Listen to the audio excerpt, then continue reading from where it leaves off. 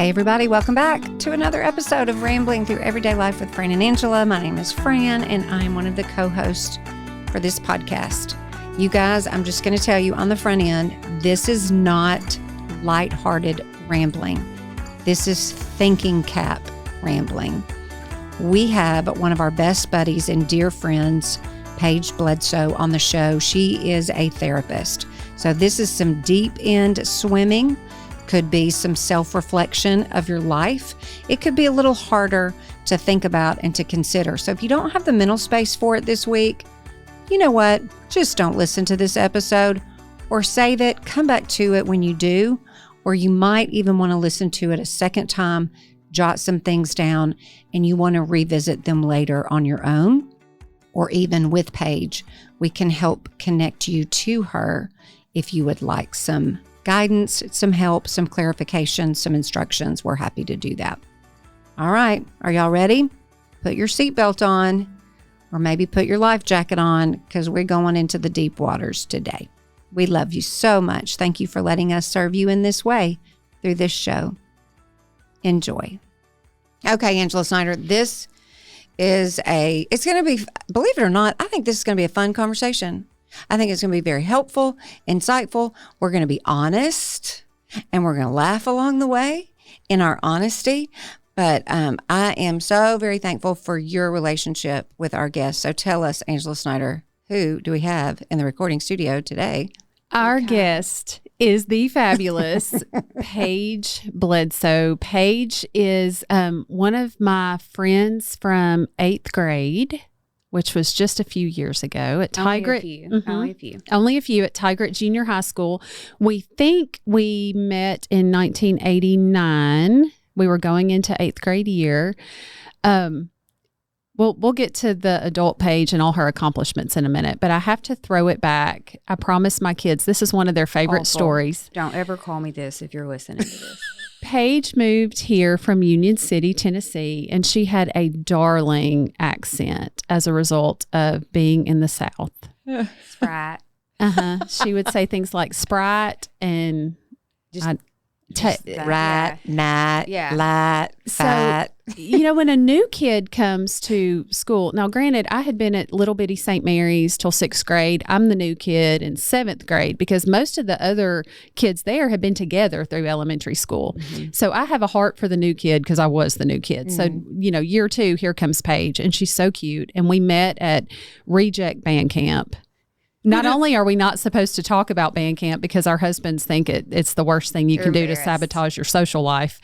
This one time at band camp, we hear that a lot. So Paige and I were part of the group of maybe 12 who did not, for scheduling reasons, get to go to real band camp.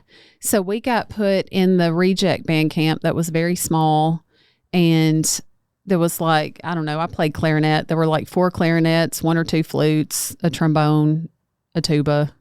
We were sad and awful as instrumentalists. No, you weren't. We were full of personality to make up for it. So that's when we met.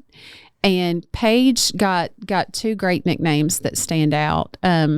One was Tater. Tater, like potato, but tater. Okay.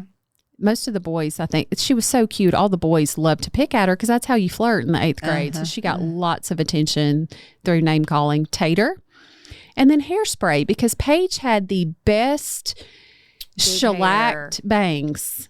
Mm-hmm. What hairspray did you use? Aussie? Aussie Scrunch Big Hold. Can. Oh, God. They still make that? Mm-hmm. That's dangerous stuff. It is. I need to try to find this, and I'll put it in stories if Paige allows, and I can find it. I have a picture of her outside our lockers at Tigert Junior High School. She's getting nervous. Shellacking her bangs with the purple can. I've got that photo somewhere. I don't know if I'll ever find it, but listen. But I'm sure I carried it everywhere. You were beautiful. It needs to be seen. I don't know. Is that can you smell it? Like in your head, you can come up with that smell, kind of like Aquanet. I can come up with Aquanet really quick in my mind. Yeah.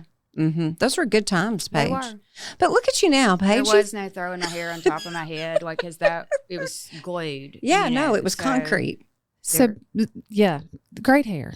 Still have great hair. She's So- always had great hair, and she's always had been great cute as hair. pie. She has, and we went through Thank you. through junior high school, through JCM, graduated high school together. I stayed here for college, went to Lambeth. Paige went to Union. We've always crossed paths throughout, but it's just so sweet because it's one of those friends that we can go however long, and then when we get back together, it's just I love that. right Catch where up. Mm-hmm. I love it. Okay, So- Paige, tell us who you are. I said this before we hit record, and some people, I don't know.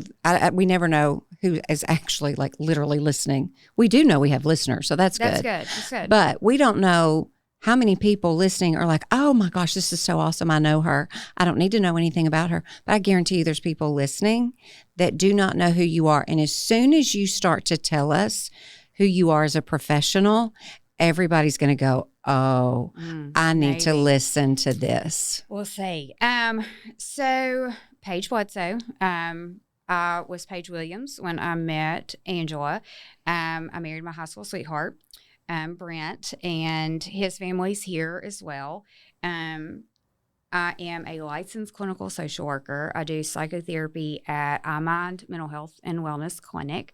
I've been there, I guess, it was a year in January. I got my bachelor's of social work here at Union and then went directly to UT Knoxville to get my master's and then moved home. And I call it birth by fire because at that point you're just looking for a job, you know, and I did kind of generalist practice work there. And then you kind of specialize when you get out or you remain pretty eclectic in your work.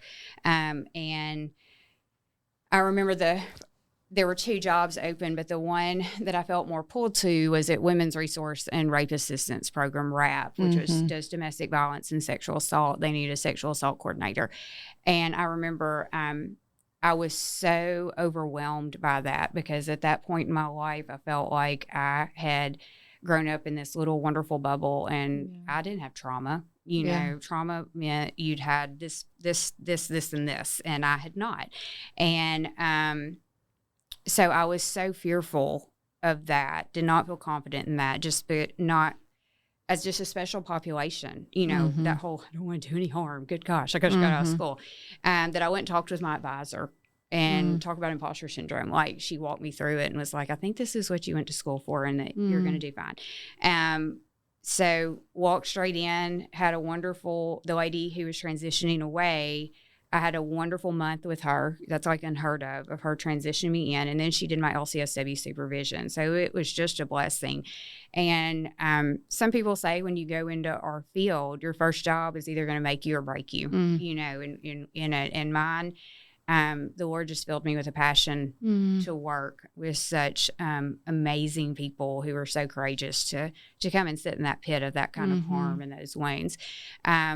So stayed there till I got my license, had a little short stint with school social work, had a stint training under a grant and training Department of Children's Service workers, and then transitioned to Youthtown and worked on their boys campus as a therapist. And then when they started the girls program there at Eden, I transitioned to being the program director and was there until, I guess, about a year and a half, 2 years ago. Yeah. And it was just time for me to transition. Yeah. And so I did that. And Yeah.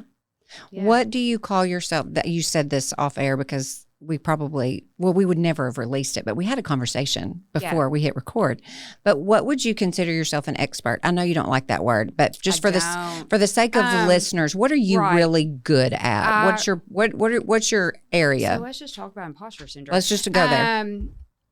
I have, since I started in trauma, I've always had a passion for it. So I do a lot of work with PTSD and complex PTSD, a lot of insecure attachment from childhood trauma or adolescent, but going into adulthood. But then also just, it's not what to say normal, but just it also people, it might not be identified as childhood or family dysfunction kind of trauma. It could be anything. So primarily trauma is where I feel like I land. But I also work with people then, because that brings so much, but other people who don't necessarily identify as trauma. I have depression, anxiety. I do addiction work, obviously. Relationship needs. I do not do couples therapy. I do individual therapy, but just working on those kind of things, self-esteem, value. Yeah. That kind of Can stuff. we go back to that imposter syndrome? Mm-hmm. Can you define that or give us some clarity on that? I think I'm just talking about myself here. I will never talk for a group of people, but I think it's something it's a new term for me. I'm not exactly sure that I just don't have the background. I feel like once I hear you explain it, I myself may go, oh, I have a little bit of that. Let's have a little therapy session about that, Paige, because I think I can relate to that. What is imposter syndrome? It's not actually a diagnosis. Like Okay. It's not in that category of like the DSM where you're going to get that diagnosis. But basically, it's just self-doubt and a fear that basically you're going to be found out as a fraud. Okay. That what people think of me Okay. and who I am authentically or however I am and what I'm good at or my skills or, like saying, oh, she's an expert in trauma. I'm like, well, no, Yeah. please don't, Mhm. that we'll be found out that we are not the people that we really present to be, but are really trying to be authentically that. We doubt our own abilities, our own skills, our own strengths. Like we just question that. Yeah. And so you're kind of walking around with this idea that, oh Lord, they're going to figure out I really don't have my stuff together. They're going to figure out I really don't know what I'm doing as a therapist, I mean, it was the first thing I said when Angela texted me. I was like, I've got imposter syndrome. I really don't know that I should be on a podcast talking to anyone. Well, Whatever. No. And when I hear you say that, I think, oh my goodness, Paige, you are one of the best therapists I know. And I'm Thank not you. saying that just because you're sitting here and you're my dear friend.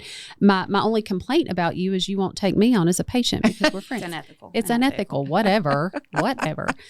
But I, just for example, well, first of all, I want to know, I'm going to ask you a question and then I'm going to tell you why I'm asking. I want to know how common this is and how many people struggle with it because I am dripping in this and I have practiced law 22 years. And I had somebody ask me about something the other night when we were out socially and I start immediately trying to explain away that I may not be the best person for what they need. And my husband said, well, you just stop. And he turned and looked at this person and said, she's done this 22 years and she is really good at it. She can, and I heard him saying that and I thought he's just saying that because he's my husband.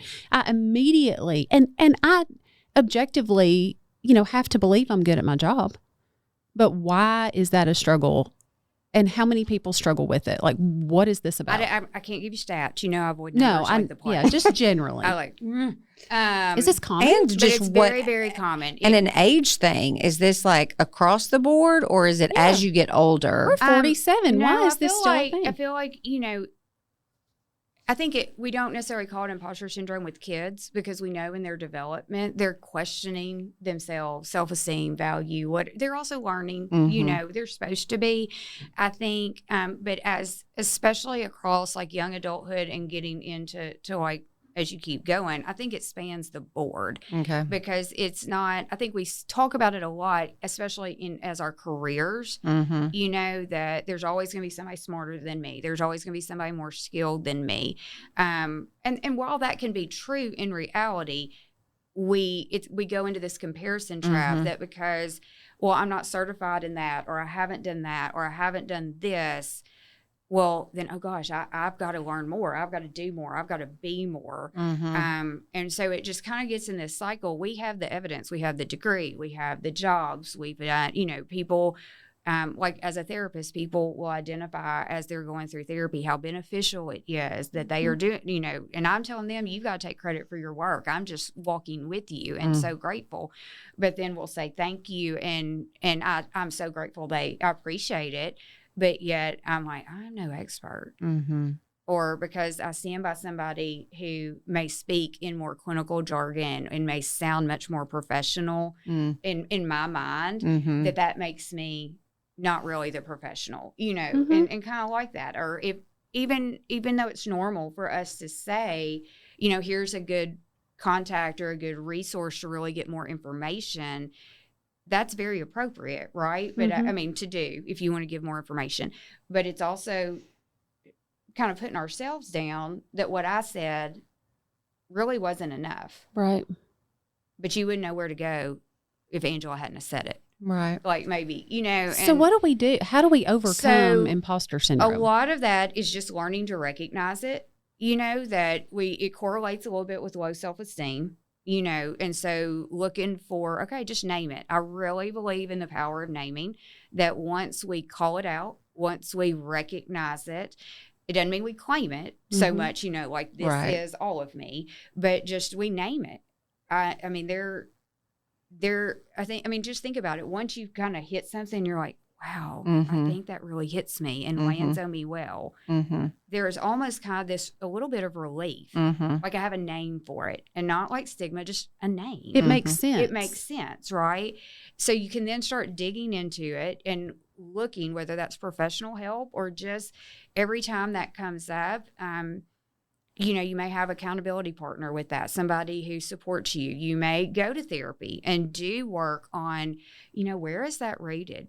You know, well, that was my next question. Was I can name it all day long, but as soon as I name it and know it, well, that's a whole nother level of we have us a situation going on that we got to talk about that now too. Right. So sharing with a trusted friend, because, you know, we were not created to walk alone. So when we have trusted people that we can be fully vulnerable with, or degree of vulnerability with, that can always be helpful, because being alone in something is scary.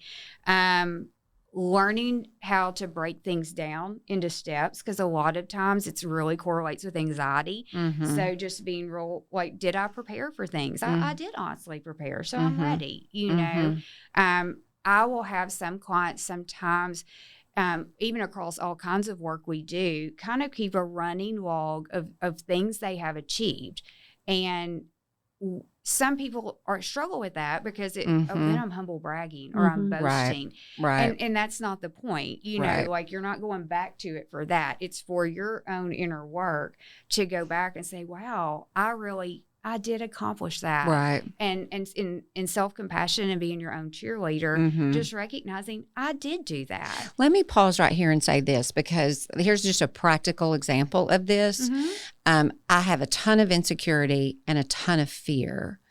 And I'm not good at recognizing the good things that I've done, because the insecurity and the fear is so rooted in not good things. And so it's not natural for me to be able to do that, to be able to identify, you know what, I am good at that. And so, you know, thankfully, Angela is excellent at calling out the good in me, because it feels so abnormal. Uncomfortable. Very uncomfortable, even when you know I am good at that. Or I did do that. And so I'm just like, no, it just doesn't reside in me well. It doesn't live in me well at all. And so two things come to mind there. One, part of the clinical work, if you sat down with a therapist, would be to, like, kind of break down and just be curious. You know, I think a lot of people, when they think about therapy, they're like, oh, Lord, they're going to make me go back to the pit of whatever. And like, I don't, you know, they either don't recognize things yet in their life, or they don't want to touch it. Right. And it, looking back does not mean you've got to go dig in a pit and sit there. Right. You can just kind of be curious, you know, and explore it, and still say, I really want to do work more in the here and now and in the present. That's totally fine. That's a good word for those sitting on the edge of wanting to do therapy, because they're afraid of, oh, law, I got to go back to 1987. I don't want to do that. And some people do need to do that's that. Right. That's right. But I think that's where you find that good fit therapist who can help you understand that it's really, we're going to work together as a team. You know, like, I've had a client who, for me, I really feel like in their trauma work, they need to go back and really touch it and deal with it to get through it, you know, not go around it, not under it, over it. They need to touch it. But this client's personal choice is, I don't want to do that and process all that. I really want to make this. I just want to focus on present. And I gave my assessment, my opinion, of course, but I said, okay, that's okay. We can do that, because I feel like that will come as they connect to things. Mm-hmm. And it may just be more about feeling safer that they can handle it. Right. And we do safety stabilization stuff anyway. And so even with the imposter syndrome stuff, just kind of being willing to look back just mindfully, just be curious. It's not about shaming or getting ugly with yourself or ugly with people in your life. You know, I think a lot of people means that, oh, that means you're going to have me call out my parents or my family like horribly. It doesn't have to be that way, you know. And I'm so glad you said that. So looking back is important, but because you do want to find the root of it, because we'll come to that. But if you don't dig at the root, the root's going to keep growing, and you're just kind of doing behavioral change. So you'll eventually get there. If you don't, you said that. You'll eventually get there. Yeah. And I love the fact that you use the word curious. Like, I think that's a word to me that someone that is in therapy, that it's not as aggressive feeling as like, ooh, let's go dig into the real deep end of all that garbage. But it's just like, okay, I can be curious about that. Doesn't mean we have to like land there for long or even go into the deep waters with it, but I can sure be curious about it and not feel my heart rate doesn't rise. My blood pressure is not rising over the word curious. Thank you for saying that. Well, thanks. You're welcome. Well, I mean, and it is like you could say, you said you were insecure. I might ask you, I mean, I just wonder, like, when you look back over your life, how long do you feel like you've been insecure? Has that been like lifelong? Did that start, you know, for a lot of us, started in our teenage years because, oh my goodness, middle school and high school for some of us was not fun, you know, or it was fine, but a lot of stuff, you're changing so much gets rooted there. Where do you think that started? It could be as easy as that, you know, and just, oh, yeah, I think that started in middle school. Yeah. I was good till middle school. Everything started in middle school. That's when it all goes off the rails. Angela, you were going to. Okay, so one of the big stigmas, I think, for me getting the help I needed was something you just said, which is I don't want to sound disrespectful to my parents. I love my parents. I don't want to, you know, and I've talked on this podcast about I'm now part of an incredible trauma-based group that's helping me for adult children of alcoholics and dysfunctional families. For people listening, I think just about everybody probably could say, I come from some kind of family dysfunction. But it just felt like I was being rude or disrespectful to, you know, point fingers. And I've learned that it's not about that at all. It's honoring my parents as, hey, you're the reason I'm here. You're also a flawed human. I want my kids one day to say, my mom loved me, but I need to give her grace for whatever I've done to cause. I pray about that all the time. Please don't let me screw up my kids today. Mine will be in therapy. I keep telling them absolutely that they will be. And that's okay. Like, okay, Mom. And I love you and I'm so sorry. I'm doing my best. But I had to overcome that. And I'm glad you said, you know, this is not about pointing fingers. This is not about picking on anybody that inadvertently caused pain. I don't believe anybody that hurt me did it on purpose or even aware that they hurt me, but that hurt is there. And I've learned a lot about something I had no vocabulary for through this program. And I want you to help us understand that. And that is inner child work. Okay. What is inner child? Who is this for as far as listeners? Everybody that's not a child anymore. Everybody, we have one. Well, and so let me touch on one thing first. When you talked about like looking at your parents, and that's one of the things that where there is that power of language and being curious is all of us are perfectly imperfect people, and we are carrying on what we've lived through if we haven't come to a place of understanding, like I want not just things I want to do different than my family, but just our values, how we communicated, we observed all that, we lived in all of it. So it gets carried on somehow, right? And one of the things I work on a lot and have worked on in myself is there's a big difference in blame and just talking about the reality of, oh, this connects and maybe had an influence on this and impacted things. Kind of like we're just laying it out on the table and say, oh, these are how things connect and this is what it can lead to. It doesn't mean I'm blaming my parents for like in this like I hate you way. You know, it's That's not. Good. It's just realizing like family patterns and that things happen and things impact us. We are influential people all the time. Everything you do influences the next thing you're going to do, but it influences everybody around you Mm-hmm. in some way. Mm-hmm. You know, That's so important because, you know, even just coming to a place where you can recognize the pain that you're feeling from your family that's okay to feel that pain. You should feel that pain, but we can't blame. And sometimes you can. Well, and sometimes there's there's responsibility. Right. That's a good word. Versus like blame. Right. And it's not that blame is bad. I Right. mean, like, but it can, like you said a minute ago, something sounds so aggressive. Mm-hmm. It's very natural in our woundedness and all the emotions that we can have, because none of them are bad, right? Just to what we do with them Right. that can be unhealthy, Mm-hmm. or not productive. But just acknowledging kind of responsibility. Yeah. You know, I read something one time and I ended up sharing with my kids, and they were like, "Oh my," because Oh, like, my. here comes my therapist mother. That just said, "Please forgive me for not being healed." Mm-hmm. You know, for Mhm. having to. Mm-hmm.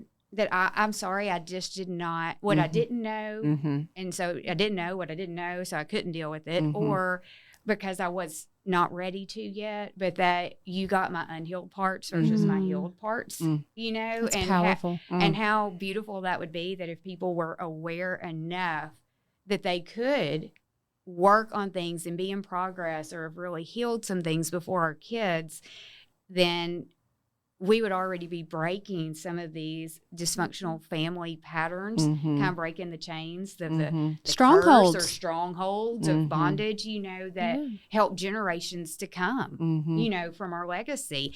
And they're so funny because they're like, got it. Okay. And then, you know, like, let's not have a conversation. Mom, I don't wanna talk I'm about that, okay. Mom. Like, Mom, don't be my therapist. But it's really true, you know, and it just spoke to me because, I wish, Yeah. because I look at impacts I've had on Mhm. them. But I do believe that inner child work, because this is how I explain it to clients, because sometimes when I talk about it, and this was shared with me in a training, and I'm like, Mhm. can I take that? Like, Mhm. I mean, I'm not going to remember to tell them your name, but can I take that? Mhm. Because that's that imposter syndrome. I can't take credit, right? Mhm. Of realizing that as we walk through experiences, each experience kind of has its own little part in us, right? It's like the memory. But when certain things happen in that are maybe harmful to us or wound us, big or small, it can kind of create a little part of us. Okay. And so that inner child is oftentimes one or more. And what I will oftentimes use is the movie Inside Out. And you remember how all the emotions would fight to get to the control stick, you Uh-huh. know? So whether it's emotions, or you think of it like different ages, or, you know, whatever. Okay. And that there are no bad parts at all. So this comes from internal family system work, for anybody listening who gets into like, where does that come from a little bit? Mhm. And the inner child is basically a part of you that you would identify as a child, and really focus on nurturing and kind of reparenting that wounded part of you, that oftentimes from the woundedness is some of your unhealthy behaviors that come out of you, like your insecurities, shame, or anxiety. You know, it can be sometimes very kind of reactions or responses that in your adult perspective of life, you're like, I feel like I'm being an immature brat. I have an You know, example. kind of those immature coping skills when we talk about that. I want to hear the example, and I don't know which needs to come first. You tell us, Miss Therapist. But I think people listening to you explain this, because I've done this work before too, and so has Angela, but I want a listener. We're not going to do the exercise, but I want you, I mean, I could, but I want you to walk us through the types of questions, or how you would do that with a client, so that they can go, okay, I really like this concept. Now, how, without being in therapy yet, what are some just practical questions or exercises? ask yourself. Yeah. Okay. What's your example? Oh, I was just going to tell on myself. As I'm developing this awareness, I love that word that you used, awareness, and also looking at my parents and going, you know what? There's a little child in them too, and look at where their parents may not have been able to meet their needs, and then look. just it gives you so much grace for the people around you. And with our program, it's with the help of our higher power that, for us as Christians is the Lord. So I love that. Like God is my helper doing this with me through him. But my example is that we learned about inner child and then inner teenager.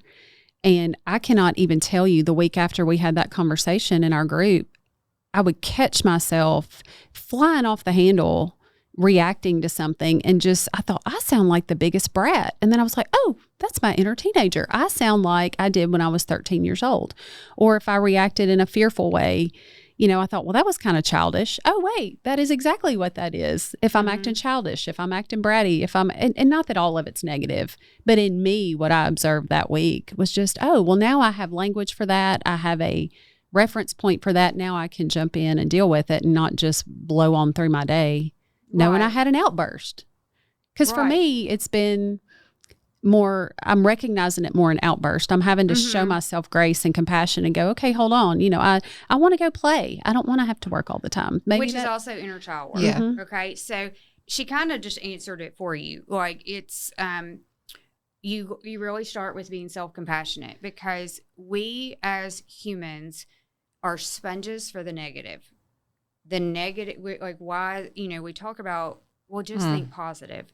Well, yeah. I wish that was simple. Not the most optimistic people in the world because of our wounds, our insecurities, our anxieties. I often have said no, because I'm a realist. The sun will come up every day tomorrow, but it could also rain.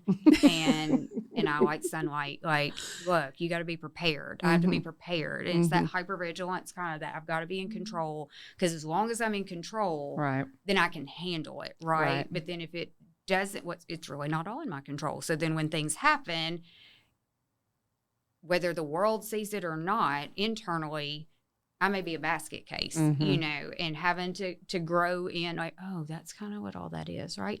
So your inner child work, I think, begins a little bit with just hearing about it, recognizing it, how different people can come to it. But it starts with self-compassion, I think, like just realizing, wow, things I've been through do impact me. We can't just walk away from our experiences and be like, oh, okay, well, that happened and it's over and done with. Right. I mean, there's a process to that.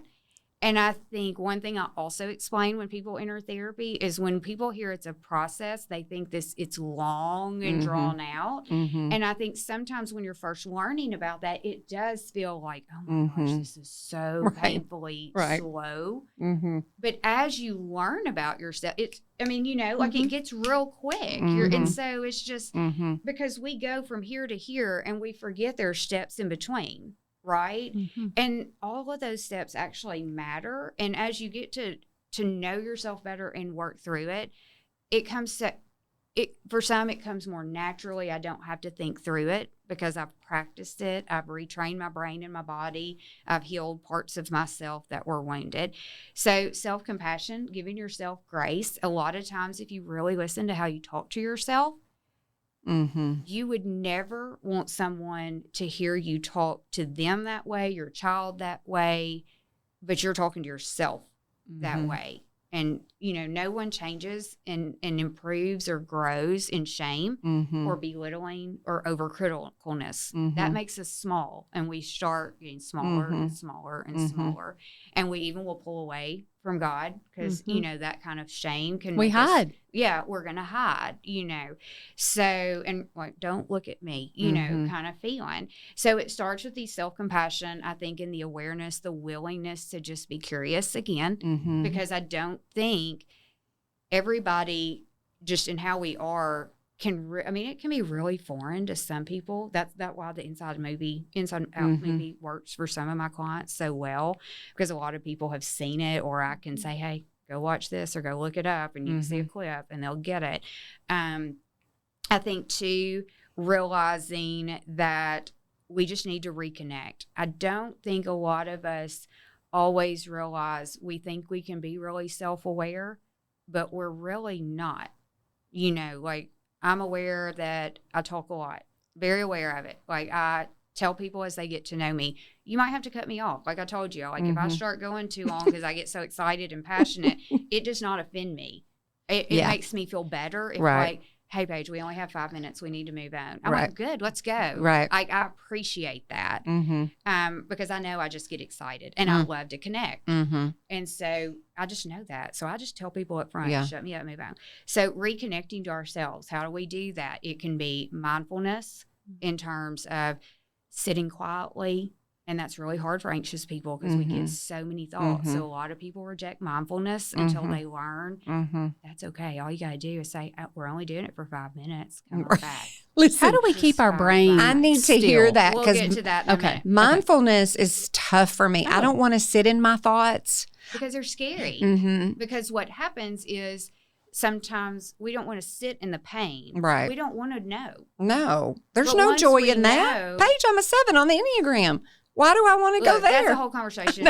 She's been trying to get me to do it and teach and my like learn, and I'll get excited about it. And then I'm like, squirrel, I got to go work on this. Yeah. So I can't ever get all the way there. And then I think, ooh, I'm this one, this one, this one. So like somebody's going to have to facilitate it for me. Yeah. We'll get you Y'all can do me diagnosed later. Yeah. We'll get you diagnosed right later. ahead.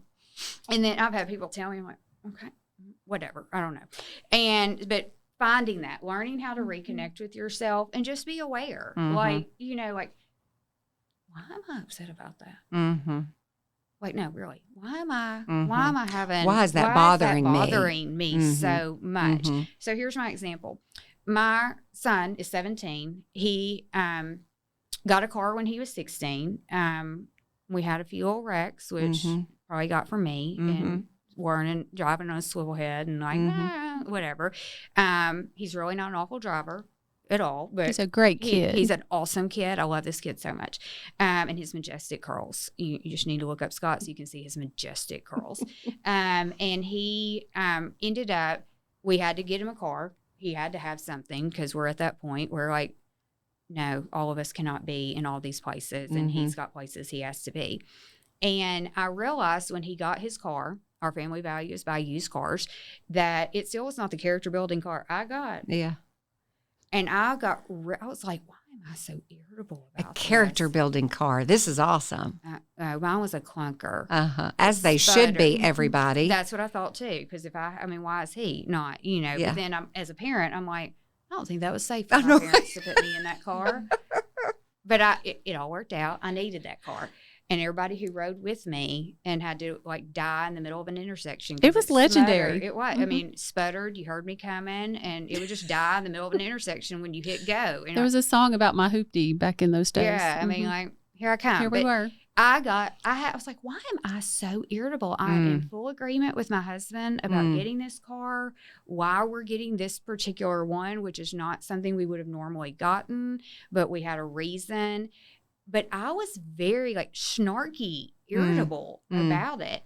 I was like, why in the world am I so upset Inner about child this? Paige, what's happening? My teenage Paige was mad that Scott was getting a newer, more awesome, cool car because at my moment when I got my little clunker, I was mortified and fearful that people would make fun of me because of course some of our friends got brand new cars. Right. We were not those people. We were not. And most of my friends did get used cars, but I still thought that their cars were better than mine. Right. And my car was just fine. It was great. It took me everywhere. I drove people. I got myself to school and work and whatever. And eventually I got a newer car. I mean, that's life, right? But my teenage brain was like, I didn't get what I wanted. That's so I'm self-aware. also an only child. And so like, why? You don't have to buy anybody else's. Very selfish in my little development at that point. And I was like, I cannot keep being mad. So I had to go back and just reconnect with that little part of me and be like, look, chick. Listen, that's a word right there. You and I, we were 16 then. Of course, at that point, we wanted a cool car just like Scott. Your family wasn't able to do that. And, and what that part of me, just name it to me. Yeah. Because when I tried to name it as a teenager, I was redirected. I couldn't just be heard and seen. It was like, you better be like, you're lucky you got a car. And that's nothing negative to my parents. Like, you're lucky you got a car. A lot of people don't get a car. But it goes to that point, too, of being seen and heard, right? And when you're seen and heard without immediate, like, you need to be different. right? Mm-hmm. And that you connect. So anyway, that's how it kind of starts. There's books about and workbooks about inner child work. I have like a whole little packet of like self-discovery journal prompts that just ask you these random questions that can get really deep for some people. And for others, they just like, oh my gosh, I love it, you know, and get to know it. Because I mean, it is not just like we're being on a kind of, in these examples, kind of not too deep or too wounded. Right. But when you really get into it, you're talking about parts that were abandoned or rejected or abused. It can be painful right off the bat. Very painful. So it's different for everybody how like slow you need to go and cater, because some people have to go in and touch and do a little work and then come out. You know, we're going to be curious, remember? And then they're going to step out be curious to build the ability to touch that. But once you do that work, what ends up happening is yourself, your core, you know, of who you are, reparents that part. Right. You know, like, oh, I heard you. So let's kind of do it this way now. Yeah. You know, as you're healing, you're helping them be a part of you and catch up. It may be the kid who really didn't play a lot because of their anxiety. So we didn't let the playful parts of us come out. And so it can be really fun. I had one client who is, oh my gosh, coolest client ever, the most creative, does things I would never do, like even like fun purses, you know, and was Pinterest creative. Like I could not believe, thought she should be her own influencer. And I asked her to do a collage of her parts, you know, of kind of this, like what her child part would have loved to do, of who she was. It was so fun and so beautiful. And we had so much fun talking about it and laughing, because she was kind of scared to do it. Yeah. Because there was also a place in her childhood that had been very much neglected and abused. So she was scared that would be all that would come out. But we really tailored that exercise to like, no, what was she like that she had just busted out and like been like, y'all go away. I got to be me. What would she have done? That's awesome. You know, so there's so many aspects to that are complicated, but everything is not always complicated. Right. You know, you've got to touch the parts that help people understand, okay, I can do this. Well, and I tell you too, listen, you said I could give you permission. We got 5 minutes left, so we got to figure out where we're going to go in the last 5 minutes. But I think that's a stigma that therapy has, that people just instantly don't do it, or they're not going to consider it seriously because they're afraid that it's all hard and painful. Yes, there's moments where it can be, but you as a therapist, you get to decide, and your client, based on that relationship, where are we going to go today? And something I deeply appreciate about mine is the ability for me to say, no, I don't want to do that right now.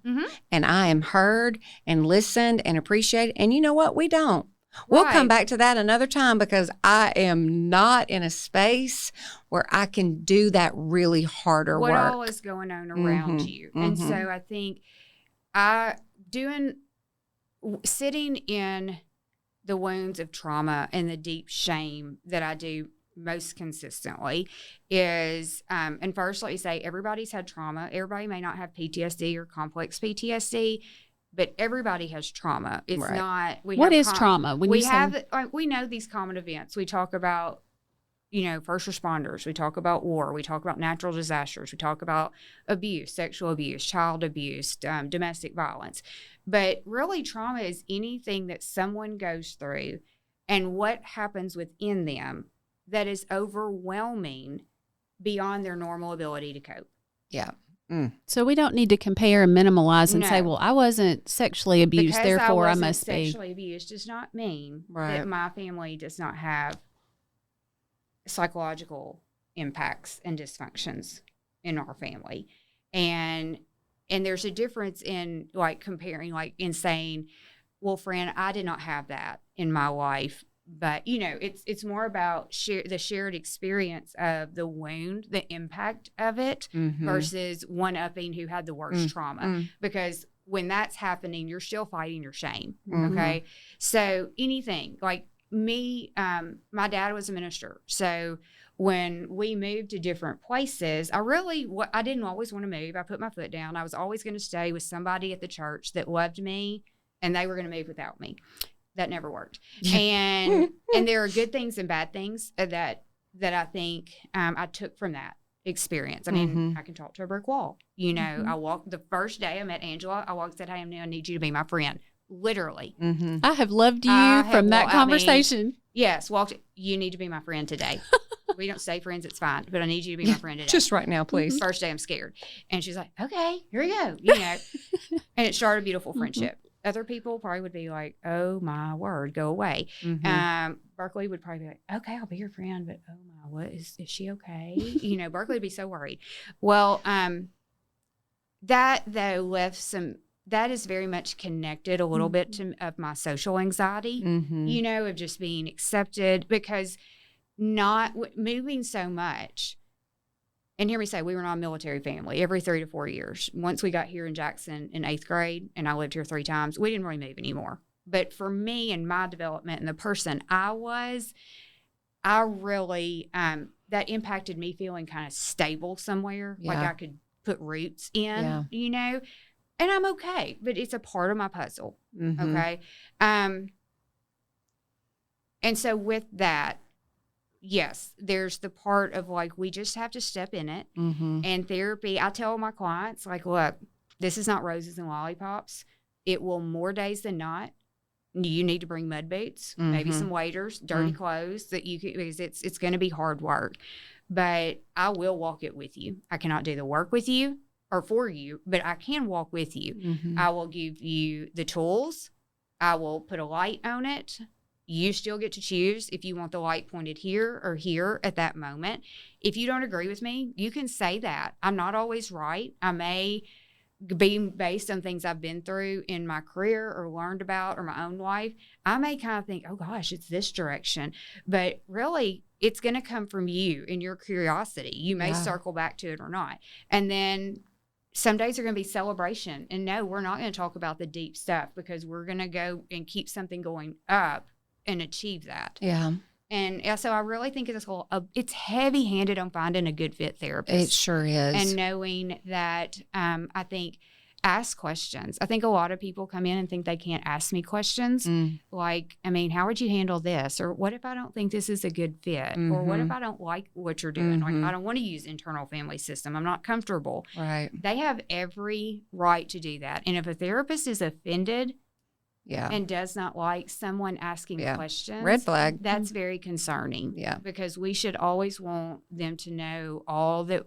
That's very transparent. It's supposed to be collaborative. I'm not supposed to be the expert controlling it, because there's already a power differential there of just being the person you're coming to.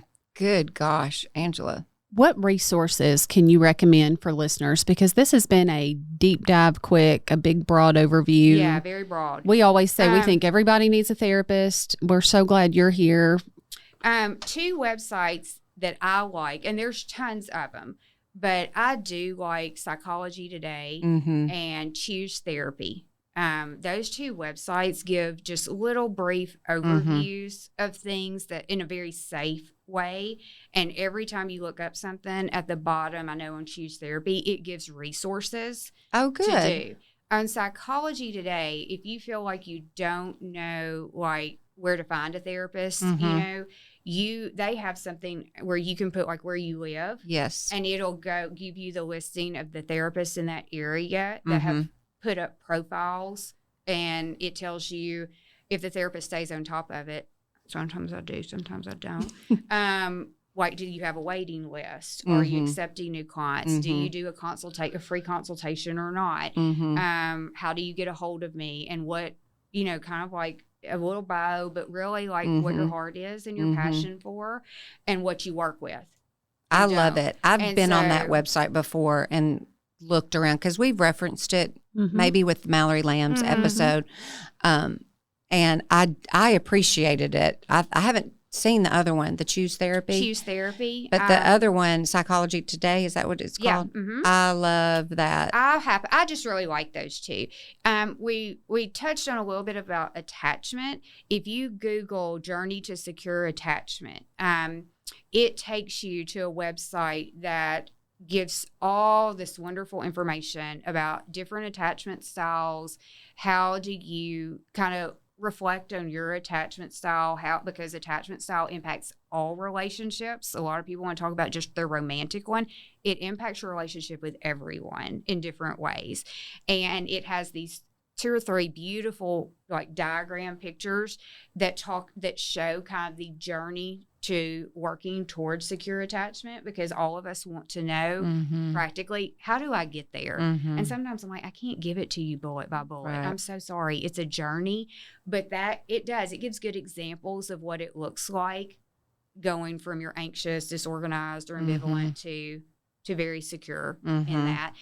The Attachment Project is another one that actually has workbooks that you can buy from them once you decide which one you are, or you can buy the whole workbook with all of them. I've used that a lot for myself, self-guided or to use with your therapist. I love internal family system work, which is Frank Swartz, Frank Anderson,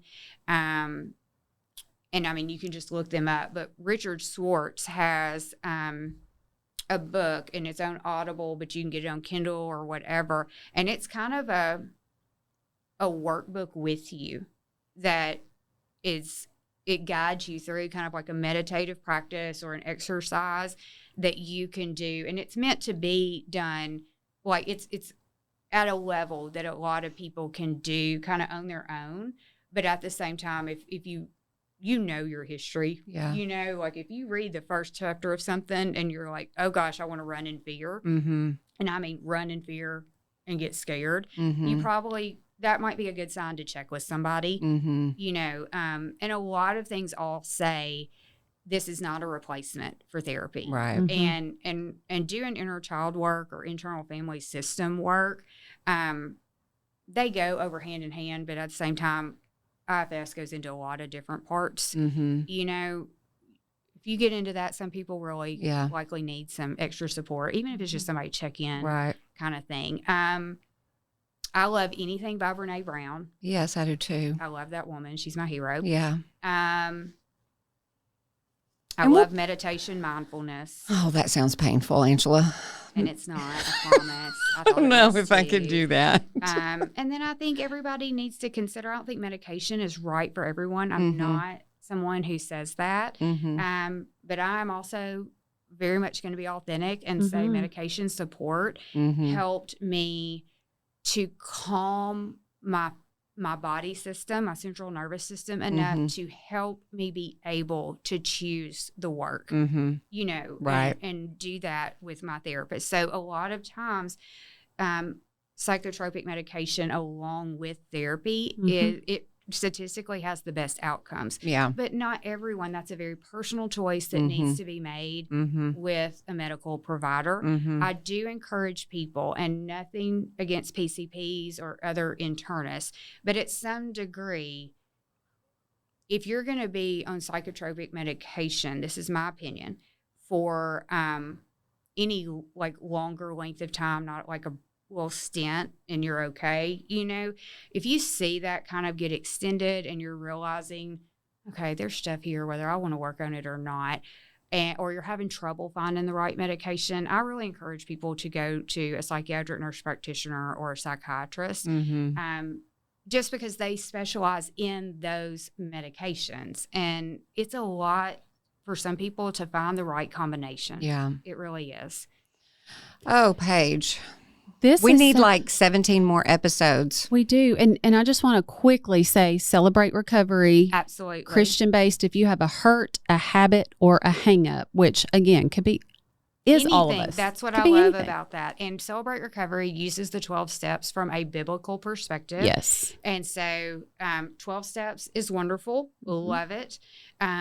But I also love that that's an option too, because it's still the same 12 steps and the same principles. They just specifically identify that Jesus is our higher power. Yes. And they also break down into gender groups. So like they'll have a large group setting, and then most of those groups break down to female and male. And we all know we are very different. You know, we walk life together, but we're really different. And so when we break down into gender groups like that in something like that, it makes it a little bit more beneficial for a lot of people. Okay, this is so wonderful, so helpful. I guarantee you that anybody that is listening to this, their mind is spinning. So we will provide a nice summary of this, as well as all the information, the things that you shared there at the end, the resources there at the end. That'll be in the show notes. We'll also put that within the post, whether you're seeing this on Facebook or Instagram. We'll make sure that we're providing people the right resources. And then if you're comfortable reaching out to us as the listener and you want us to not be a middleman between you and Paige, but we can quickly ask Paige, hey, absolutely, whatever. Yeah. And you can help guide that person in the right direction. Yes. Yeah. Whether they're local or not, that's I can give you resources or connections. I'll be happy to try to find. Yeah. I will say one other thing is, outside of like looking on Psychology Today or asking somebody for therapists in the area, if you do have insurance, you can call your insurance company and ask for people in your area that they cover. They should be able to provide you a list with their contact information. And so sometimes that can help too, if you already know who is covered by your insurance. Yeah. And then, too, there's private pay people. And I think sometimes people are leery of the private pay aspect and feel like it's so going to be so much. And I would encourage you that sometimes that is. I mean, you don't want the stressor to be the finance, to add that part to it. Right. But it's an investment in yourself. But it's an investment in yourself. I do both, but and I've seen on some groups and things where people are like, I just think that's so selfish that somebody does that cash pay. Well, it's not. The reason is that a lot of people who do cash pay, especially if they're private, they don't want to get into like having to do all the billing with the insurance and all the requirements sometimes that insurances have of us that just get in the way of feeling like we're doing good work and passionate. So it's kind of to each their own, and it's not all negative. So, don't let that be a hindrance, because some cash pay people have a sliding scale. Yeah, there you go. That's good. That's helpful. Okay. Thank you, Paige Bledsoe. We appreciate you and the ministry and the work that you do for everybody. We're so grateful. You're changing lives, and we are so, so grateful. Okay, y'all, thanks for listening to this episode of Rambling Through Everyday Life with Fran, Angela, and Paige. Y'all have a great day. We'll see you next time.